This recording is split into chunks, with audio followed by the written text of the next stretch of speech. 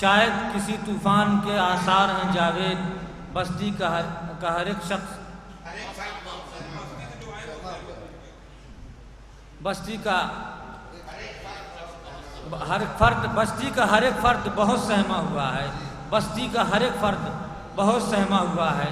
حضرات، بہت خوبصورت انداز اور نئے لب و لہجے میں اپنی بات کو بالکل سلیقے سے کہنا اور اس طرح کہنا کہ دل میں اتر جائے، یہ جناب ڈاکٹر جاوید اطہر کا خاصہ ہے۔ میں ان کو مبارکباد پیش کرتا ہوں۔ اور اب حضرات، ہم اس منزل پر آ پہنچے ہیں جہاں ایسے لوگوں کو دعوت سخن دی جانی ہے جن کے لیے القابات کی ضرورت ہے، مگر وہ میرے پاس نہیں ہے۔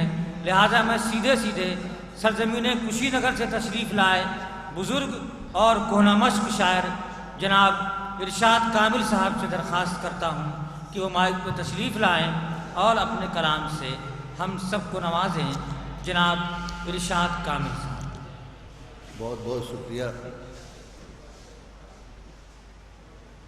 کہ ہم لوگوں کا نمبر بھی آیا۔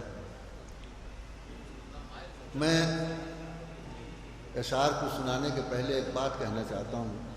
اتفاق سے صرف شعراء حضرات رہ گئے ہیں، سامت رہ گئے ہیں۔ مشاعرہ ایک تہذیب و ادب کا بھی نام۔ مشاعرے کی تاریخ 300 سال سے زیادہ پرانی ہے۔ دھیرے دھیرے ہم لوگوں نے دوسروں کی باتیں لے لی۔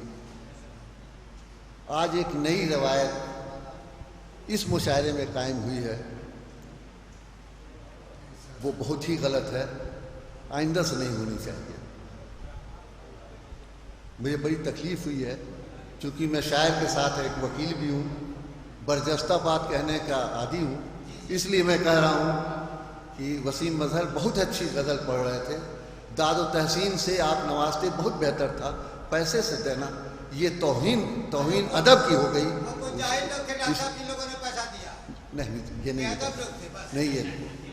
یہ نہیں ہوگا، لیکن اس شعر کی توہین، اس لیے کہ ادب کی توہین ہے۔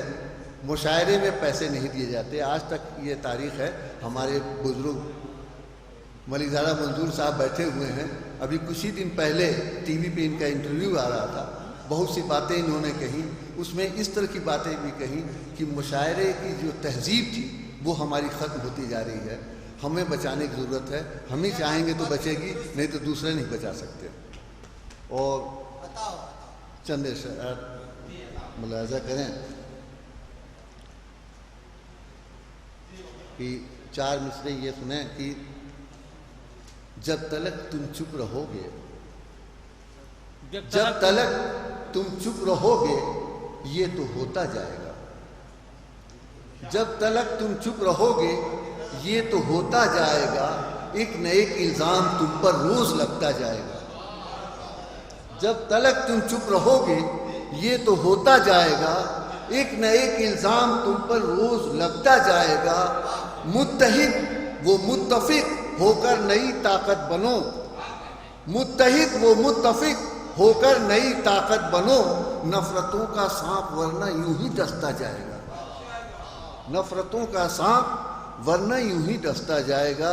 اور چونکہ وقت نہیں ہے، یہ غزل کے چند اشعار ملاحظہ کر لیں۔